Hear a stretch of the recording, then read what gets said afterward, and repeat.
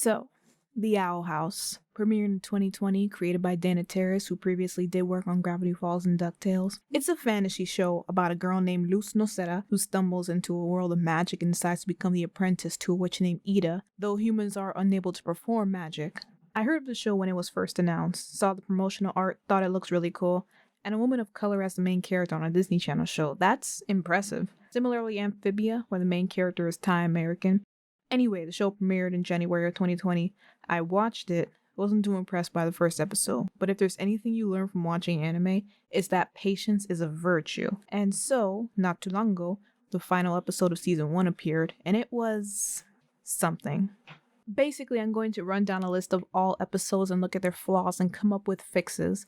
Not quite like everything wrong with, it's more of an essay format than a point-by-point list. In the future, I plan to do something like this for Miraculous Ladybug and maybe Fairy Tail, but those will obviously take longer for length reasons.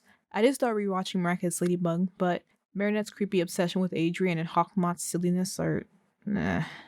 So anyway, episode 1.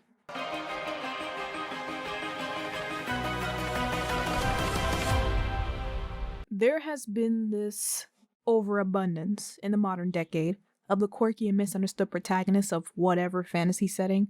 That goes for Steven Universe, Star Versus, and then here with The Owl House. However, I get the sense these creators don't really understand the phrases quirky and misunderstood. Take Star Butterfly for example. She was kicked from Muni and sent to Earth because she was causing massive collateral damage with the magic she barely understood. For sure, some of that's on her mother for not teaching her how to properly control said magic, but she didn't understand social constructs.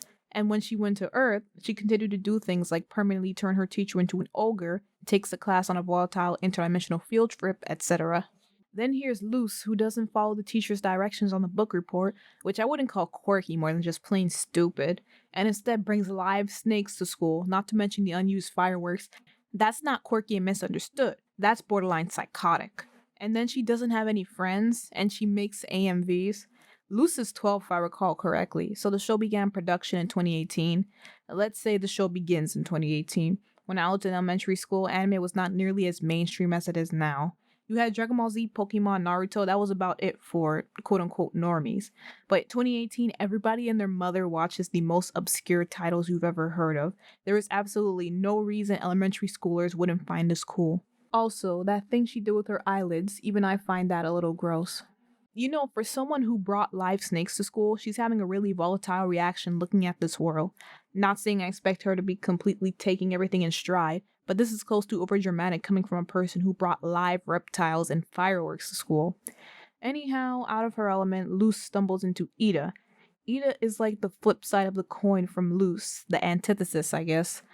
The show portrays her as a misfit for not conforming when really, it's that she doesn't fall into the dictatorship trap. But like Luz, she goes out of her way not only to draw attention to herself, which she does and it's a ridiculous thing in its own right, but also does unnecessary collateral damage. Also, the little plot holes that were never explained, like why her body falls apart or why she is the only person in the Boiling Isles with a dimensional portal. If she stole it, I assume they would pin that as her crime, but no, she just has it, with no explanation. Why the goddamn hell would the portal allow humans through? That's just such a random exception to have. It's straight plot armor, and this is only the first episode. A writer should look to have their best foot forward here, if nowhere else, and the show sure doesn't have many places where it puts its best foot forwards. Characters are a crapshoot, really. Food Fanfic Girl is okay, I guess, but the other two are straight psycho. Would I say they need to be in prison? No. But I hate to have them roaming society, whether for the self-mutilation or the screened conspiracies. So, to fix this episode, make Luz an outcast for more plausible reasons. No pyrotechnics or reptiles. Like, maybe she's so into Good Witch that she's constantly reading the books in class at home, doesn't get any work done so the teachers are laying into her, and then the other kids make fun of her because she reads these big books and doesn't watch the movies. Or maybe she owns Azura's hat and cloak and wears it to school. Nothing that creates a body count, basically. So then, it still makes sense for her mother to try to send Luz to a reality check camp. For Ida, take away the zombie shit. I'm sorry, but it doesn't fit into the narrative anywhere in the 19 episodes. In fact, I'm pretty sure it happens only one other time. The fact that she draws so much attention to herself is annoying for sure, but it's a workable character flaw. That being said, there needs to be more personal reason why she takes on Luz as an apprentice and not this surface level misfit whatever stuff. Maybe Luz challenges Ida that she can't train a human to be a witch. Maybe the portal stops working because Luz somehow damages it. Or even the portal only works for Luz, which falls in line with the other nowhere plot hole of the show hinting at Luz having stronger magical abilities than predicted. Maybe Ida could adopt Luz exclusively for King at first. The prisoners didn't really need to be there, to be honest, because the moral about weirdos or whatever could pass with only Ida, and those guys never show up again outside of the conspiracy one. Ida's crime could be changed to stealing the dimensional portal, and in the little fight scene where the warden asks why, Ida says something like, "I just like human junk." Personally, I find it weird he can confess to loving her and immediately in the next scene is trying to cauterize her life.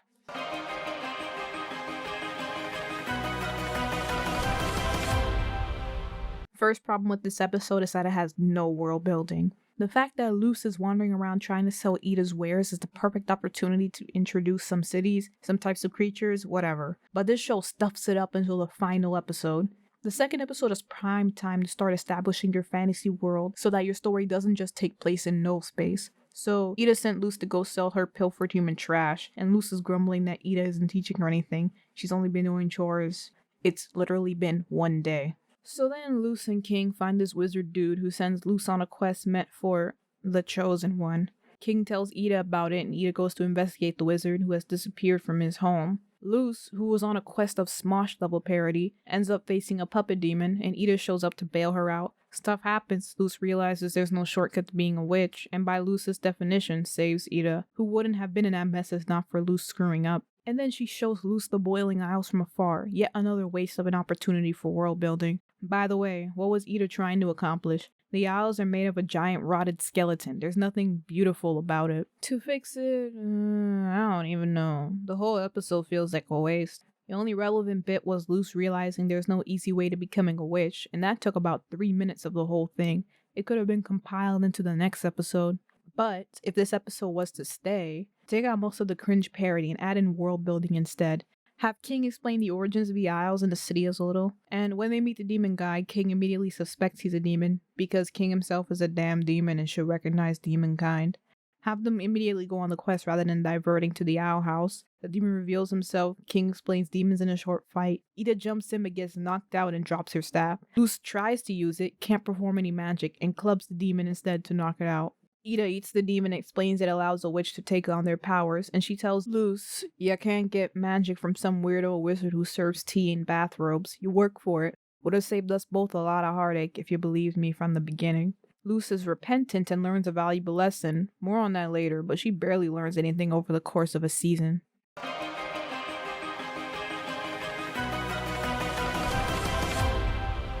The episode begins with another missed opportunity for world building. You see this slug who swallows loads of human trash. How? How did the human trash get into the Boiling Isles? And in the first episode, Ida casually mentions that bits of magic bleed into the human world, leading to the mythology we have. This heavily implies another portal between the worlds. Also, this one is nitpicky, but the slug should not have been drawn like a background. It makes the animation look like bad 2.5D. And it's frustrating that going on episode 3, Ida's complaint is Luz doesn't think she's a good teacher. Which she isn't. She hasn't taught Luz anything.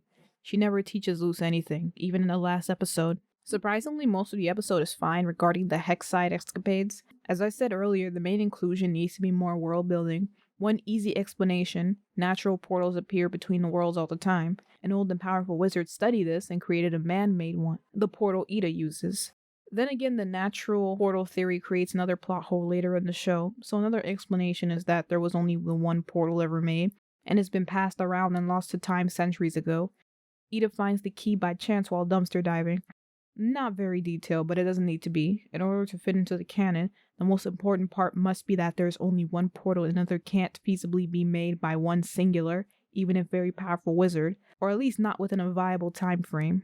Also, Ida needs to have taught Luz something by now. I don't care what, even if it's just proper posture while riding a magic staff.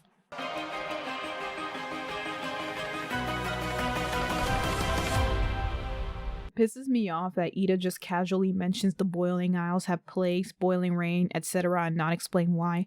Don't just say things and not be aware of the implication. And also, this scene here floored me. Wow, okay, how much did this episode cost? Explain the world. I'm getting tired of saying this. This story could be taking place in a black void for how nebulous everything is. The writing is so vague unless it's a setup for some joke. No, I don't expect the showrunners to put every little secret and detail into the first season and not leave anything for the other ones. That would be ridiculous. But the amount of stuff they drip feed us in the first season, if you can even call it that, is ridiculous. I hate to liken it to Gravity Falls, but Dana Terrace seems to have brought a lot of the Gravity Falls aura from her time there onto the Owl House. So Gravity Falls had a very appropriate level of drip feeding. And they're both story-driven shows, so there's no reason why the Owl House can't take some pages from Alex Hirsch's book of writing. Because, not to say he was absolutely perfect in the way he executed it, but he has done it a lot better than the Owl House, especially when you compare the first 5 episodes of Gravity Falls and the first 5 episodes of the Owl House. It's like night and day.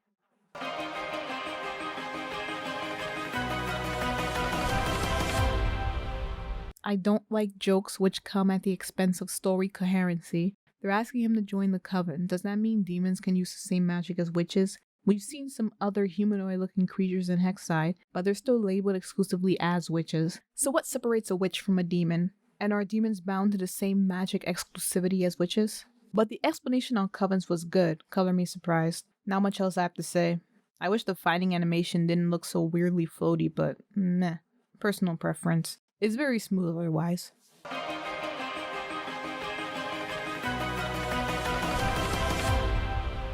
It's crazy how Ida degrades every semi-magical thing Luce wants to do, like conjuring and Hexside, but then moans about how Luce doesn't respect her as a teacher and, yeah, still hasn't taught Luce a damn thing.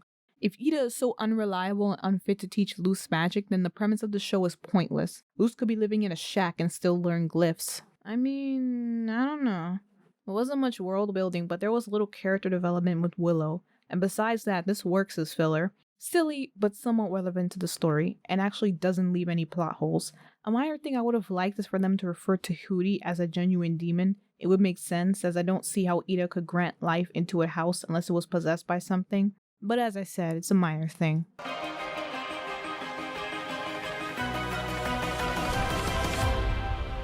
You know, I like Edric and Emira. I thought they would be taking advantage of Luce for the whole episode, but no, they're level-headed, and if the show revolved around them, I'd be happy. They do the straight man comedy routine really well, and that's saying something as far as half the jokes in the show. Also, I can honestly care less about the Wailing Star. It's a slightly less significant blood moon. But its effects cause books to come to life, and one book that Luce reads dresses her up like Cloud Strife. Personally, I'm not the type of person to go squealing like an anime fan on prom night when I see a pop culture reference, especially something as mainstream as Final Fantasy. Just about everybody and their mother has played the game at this point. I guess this is the obligatory hinting at homo/bisexuality moment.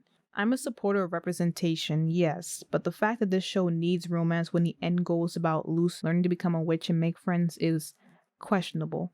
Especially since Luce is leading the Boiling Isles at the end of the summer. Any romantic quest she has would be pointless.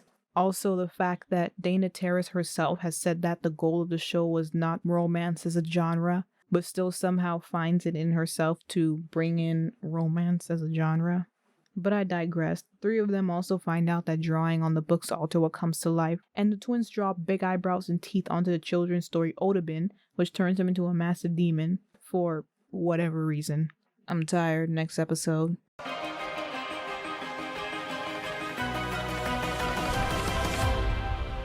Nothing relevant, just rehashing the oldest cliche in the book.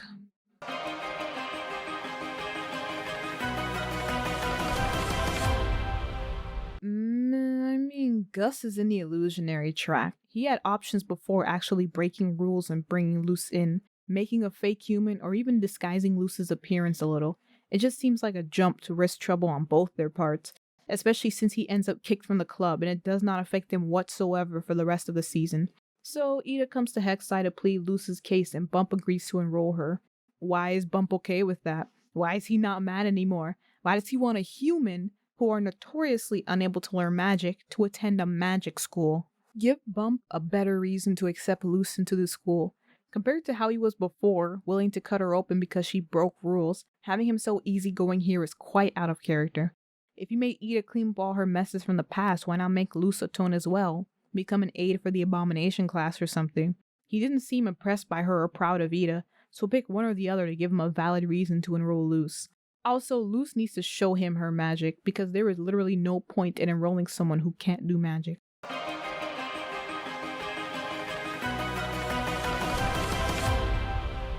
I'm so tired. She's partially transformed, and literally the only thing that's different is the one eye. And being partially transformed makes her suggestible. Where's the middle ground? She's either a rampaging demon or she's snarky Ida. Why is there a third grader mentality in between? So Luce takes Albert on a flight, and out of all the time she's done it so far, Albert randomly goes crazy and falls into a forest, cracking his head. Wood doesn't just crack down the middle, it splinters. Yeah, and also, why did Albert's flying go crazy? He's the one steering. And Ida has one dilated pupil. It's still super sensitive to light, right? Shouldn't being out in the broad daylight be making her go crazy in itself? The B plot is the biggest issue. I would rather King was manipulating Ida after she was dazed from taking the potion than her being partially transformed, whatever that means. And then as time passes, she gets more demonic. King gives her another potion and thinks it has a lady reaction, but then he realizes it hasn't worked at all, and Edith fully transforms. The potion salesman from the Conjuring episode happens to be passing by with a bunch of stock, and King makes her swallow multiple potions, transforming her back. The rest of the episode proceeds as normal.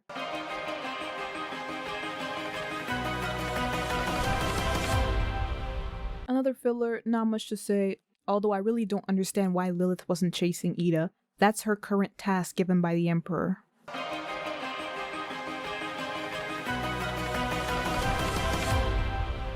I'm going to give a slight pass because the show hasn't stated how old a person has to be to enroll in Hexside, but it still seems like a really low bar to require a witch to only know 2 spells. Also because spell is a vague term, witches can do just about anything with magic, summoning objects from thin air, generating elemental attacks, telekinesis, teleportation, etc.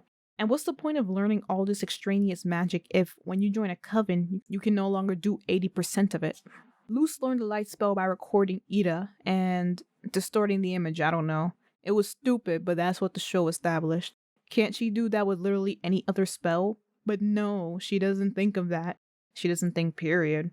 And she takes Amity's training wand and casts a fire spell, then argues with Ida that the wand actually helps her, which doesn't make sense. She's using the power in the wand, not her own magic. She's not actually learning. What's the logic behind this? She won't be able to use the training wand in the exam. The most powerful witch on the Boiling Isles, and she didn't think to throw a spell in the Slitherbeast's path. It's not like she's incapable of performing quick spells, as we saw in the fight against Lilith. So then Ed and M pick up the slack while Amity's standing back like a piece of wood. Why couldn't Amity hit the Slitherbeast with her own magic? She's not at all weak. We've seen her use fire spells before. Rather than stealing Amity's wand, Luce should have been experimenting with magic, trying to figure out new glyphs. She thinks all magic is done with a spell circle, and the light glyph has a circle, so maybe I could experiment different things until I come up with a new spell. So she draws spell circles and does a bunch of gibberish until she accidentally comes across a fire glyph, which launches into the Slitherbeast. Ida is nearby and sees it run off and goes to Luce, who is tired from expending so much magic, because the show so far hasn't established any weaknesses or flaws whatsoever with her using magic, and that's another problem. She shouldn't be able to just spam pieces of paper at the enemy until they get tired with no consequences to herself. So, the same as with a full-blooded witch who has a magic sack. She also loses strength based on how many spells she implements at a time. Ida uses her magic to shield Luce, the Slitherbeast is repelled, and it sees her and gives chase. Before Ida can switch the shield, the beast knocks her out, and then comes the Blights.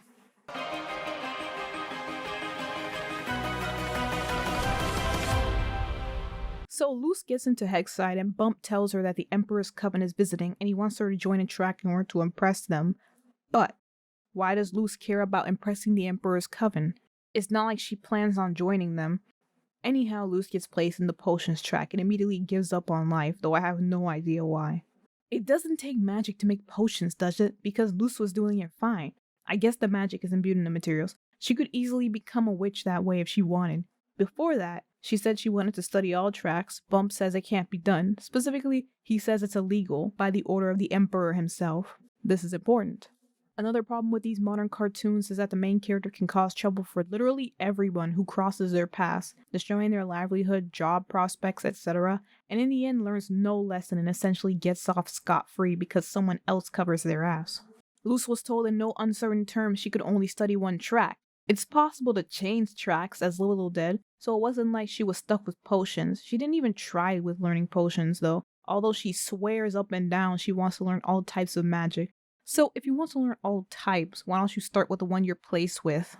This dog character just winds me up so much. The little bit of effort they put into him, they could have put into literally any other facet of the story. Is there a difference between seeing your future in a potion and seeing your future in a crystal ball?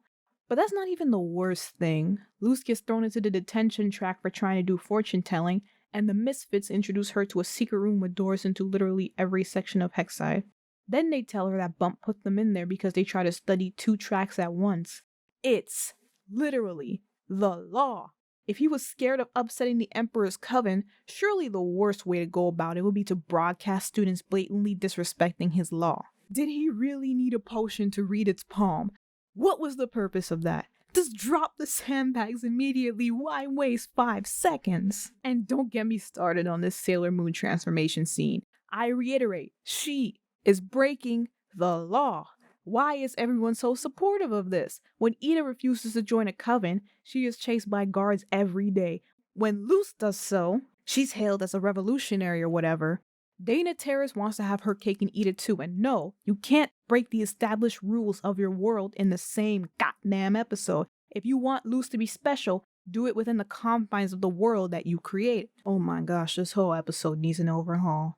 First off, give Luz more time in the potion track and have her actually learn to make at least one. She complains up and down about not being able to learn magic, and here she is, actually able to learn a magic, and she just doesn't try. I'd say a week of being in the class and then she gets bored, wants to pick up the Oracle track. Bump agrees on the grounds of her expressing talent in the Oracle track, like Willow, which she fails at. Bump tells her to continue with potions and she sneaks into the Oracle track classroom, gets caught, and is thrown into the detention track. They find the secret room, Basilisk shows up, the Misfits, who actually are Misfits and not just sociopaths, defeat it, Bump is not swayed and is all the law's the law. And then they're back in the detention track. But this time he doesn't find out about the secret room, and they're still able to sneak around Hexside and learn about whatever they want. Because I don't take Luz as someone who's hell-bent on learning magic the conventional way. After all, the premise of the show is that she's training with Ida, a lone witch on the run from the law. The only thing she can actually get from Hexside is a witch's staff, and even then, if Ida was capable of making one herself, so is Luz. Luz really just wants Hexside for the ability to learn magic, and since she's only in the Boiling Isles for the summer, she's already on a time crunch. The episode should end with Luz deciding to clean the frame and finding out it's Ida.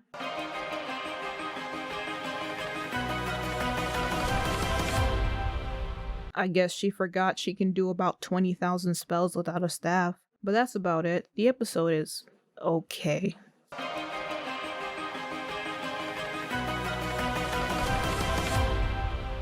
Amity basically wrecked Willow's mind, is now berating Luz for quote-unquote prying into Willow's memories. Is not prying if she has to look at the memories to fix them, and she has to fix them because Amity destroyed them. They fix Willow's memories, exit her mind, and then Willow tells Amity she remembers everything. I would find this more believable if Amity told Willow after all was said and done, but Willow couldn't have known that what Amity had done because she wasn't and still isn't in her right mind. Yeah, and how was Amity able to play her own memory in Willow's mind? The Luz Sex Amity stuff I'll go into more in the next episode. Otherwise, Amity should just tell Inner Willow what had really happened or use her own magic to show it. And take out the line where Inner Willow implies that she's completely forgiven Amity. It becomes redundant, and Willow contradicts it towards the end of the episode.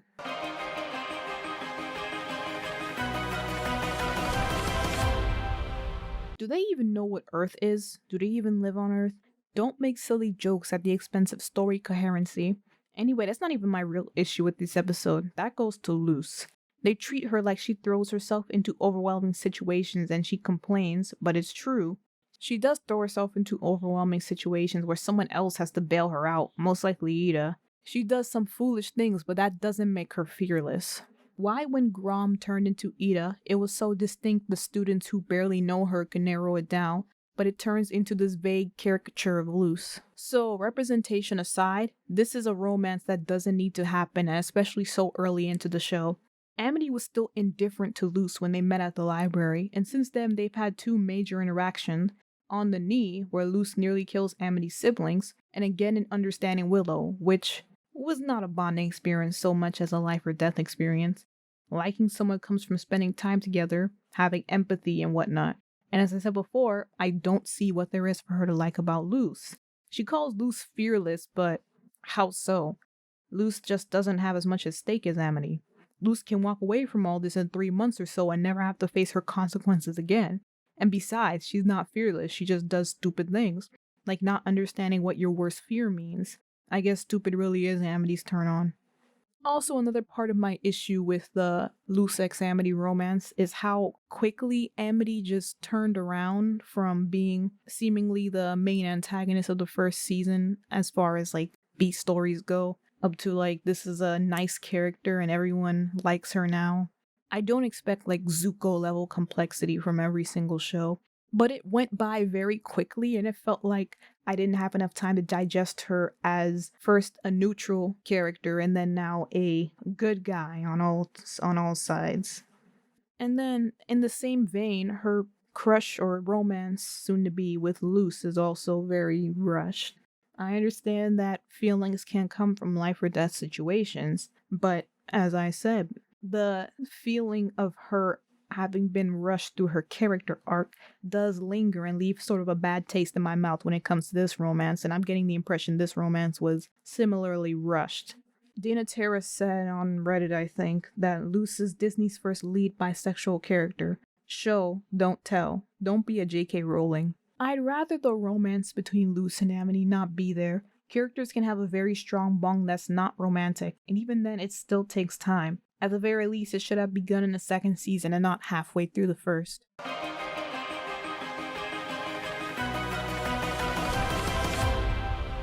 It's funny how she was willing to do this huge magical battle with Ida before, and now she's all whiny, but I have to bring you in. And Lilith started reading a warrant for arrest that implied she wants Ida in the Emperor's Coven. Which is it? And this photo, maybe it's just me, but I did not realize that was Lilith until the end of the episode. Look at her. She does exceptionally stupid things, and Amity still has this massive lady boner for her. I've already expressed my problems with the romance, so that's done. The correction I have to make is to fall in line with the earlier one from Adventures in the Elements. I said Luce was experimenting with glyphs and accidentally created fire, so here, let's say the glyph fades when Luce catches the ball, and she's reminded of creating fire before, so she thinks a little and then recreates the glyph.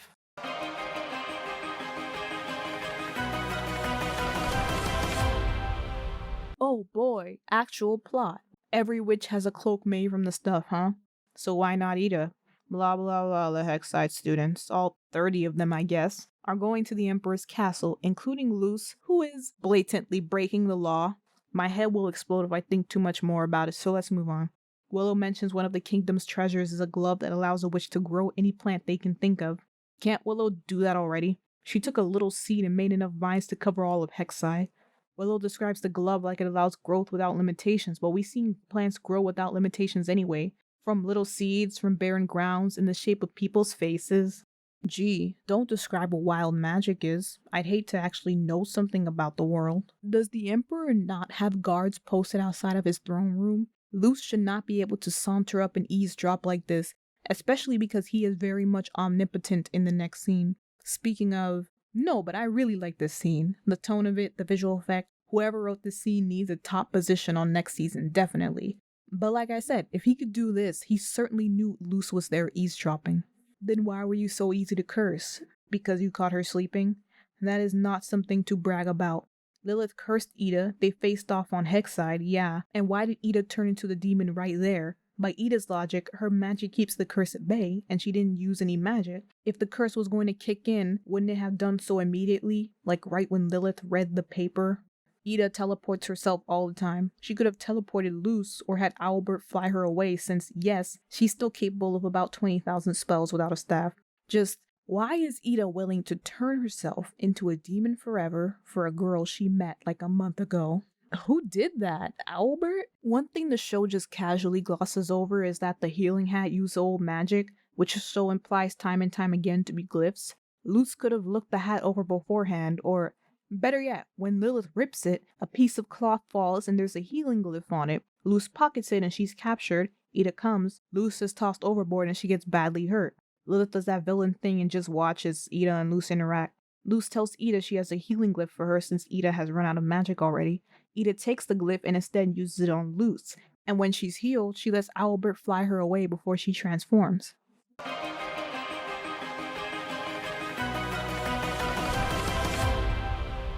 Holy shit.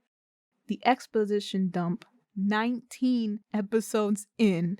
I was trying to come up with some sort of joke to go along with this, but no, this is the joke. There's this ass thread on Reddit run by Terrace after the finale, and one question was about her feelings towards the audience focus on Luz Sexamity. Part of Terrace's response was, world building and lore is only as important as it relates to our characters, in my opinion. I can see it's important, so important that she info dumped everything in the first 15 seconds of the final episode. I'm just exhausted. Lilith told Luz to go home even though she knew they needed her. Okay, that's stupid. Since when does light turn Ida sane? If they could just use a light spell, then the elixir would be irrelevant.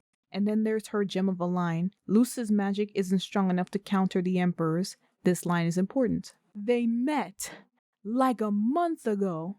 You are grossly overestimating their relationship. Oh look, magic glyphs don't work in the human world, but spell circles do. Are they going to explain this? No, because it literally doesn't make sense. Spell circles use glyphs.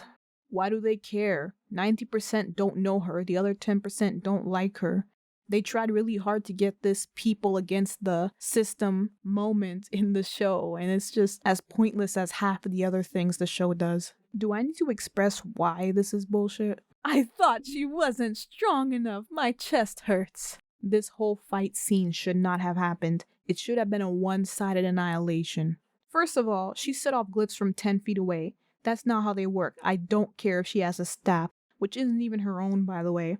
And she's just destroyed her only known way home for people she has known for a month. I don't care how much she fits in the Boiling Isles and how much Ida has done for her. Which was nothing, by the way. All Ida's done was bail Luz out of her own stupid mistakes. This would not happen. Oh boy, where do I start? The core of the episode is flawed, and it shows in the beginning with the stupidly late exposition dump. Take that, break it down into the rest of the episode, and don't have Luz return Ida's sanity. She's already been partially healed by Belos. That wasn't necessary. Calm down on a lot of the soppiness between Luz and Ida because again, they met like a month ago. In the human world, either both their magic works or neither does. The fact that Owlbirth can remain animated in the human world means both magics should work. That whole fight with Belos just makes me tired. She should not have stood a single chance against him, who wields all types of magic with her 4 spells. I don't even know how to fix it because it's so inherently bullshit. She should not confront Belos in any situation on her lonesome and walk out alive, and especially uninjured. Maybe if Lilith was there and they combined their magic, that would be acceptable. Anyway, Belos' mask is cracked, Lilith dips with the portal, and Luz goes up to Ida. They regroup at the Owl House, and Luz casts the healing glyph into Ida's brooch, returning her to normal. Luz says she doesn't know how long it will last, and Lilith shares the curse, but on a smaller scale so they're both still capable of using magic. Because Luz barely knows any spells herself, and my head will explode if I have to watch her fumble through teaching Ida. You know, Dana Terrace is quite an interesting person. In trying to find details of production on the Owl House, I saw one of her posts on the Ask thread mentioning that her endgame is not to continue writing kids' cartoons. I'm curious as to why she dropped the ball with Disney then, a notoriously child-oriented company, cementing this as the original design set of Luz, Willow, and Amity. Look at this is more in line with shows I watch personally. I think her vision of the show would have been far more suited for Netflix. Whether she couldn't get an in to Netflix or chose not to, Disney is what she got, and she had to work within those confines, for better or for worse. Adults who have not sat behind a school desk in upwards of 20 years can easily get detached from what it's like to actually be a student, especially primary school student, which is another beast from high school. Tara said that Luz is based on her experiences from elementary school when fellow students would make fun of her for drawing roadkill. That's definitely odd, but well within the confines of being a misfit. But then she takes it to goddamn DEFCON 3 when she makes Luce do some psychopathic shit. She is somehow grossly under and overestimating what it takes for elementary age children to ostracize people. Maybe it's because I'm only university age and I still have to sit behind desks quite often, but I've worn that hat before and I can say that it doesn't even need a reason to happen. Kids can be mean and exclude someone for no reason at all, but Terrace really went for the most far out, unbelievable, unrelatable reason for Luce to be alone. She likes anime, she reads high fantasy. If she had the snakes domesticated and in a cage, kids would effing grovel at her feet. The ideas of what's normal and what's weird have changed a lot in the last 30 years. To speak of her SO, Gravity Falls was a story-driven show. Quote, the writer will do a draft, I'll give notes. I'm very hands-on. Me and my creative director, Mike Rianda, tend to get in there and both personally do a draft before the final script. When the writers hand in a final script, me and Mike do our pass on it, end quote. I can't find any supporting details, but I personally get the feeling the Owl House is storyboard driven from the way it looks. Again, it's personal, so it's not part of my argument. Point being that Alex Hirsch obviously puts a lot of work into making sure his story is coherent and always supplements the plot in whatever way, compared to a 15-second exposition dump in the final episode of season 1. I cannot speak enough about this exposition dump, it really just makes my blood boil. Good storytelling is not giving 3 story beats throughout 18 episodes and then shitting it all out in the season finale. And it honestly makes me wary of whatever Dana Terrace may put out in the future because her core storytelling is so flawed. Why is it that Ida is chased for refusing to join a coven and basically practicing wild magic, but Luce is sanctioned by the school to join every track? Why is the Emperor's coven so weak that Luce and even goddamn Hootie can wipe the floor with them? Why are Luce and Ida so tight-knit after 1 month? Why was Luce willing to throw away her human life forever to save Ida, and vice versa? These are things you should have thoroughly considered before even thinking about how many pointless characters you want to have in the background of each scene.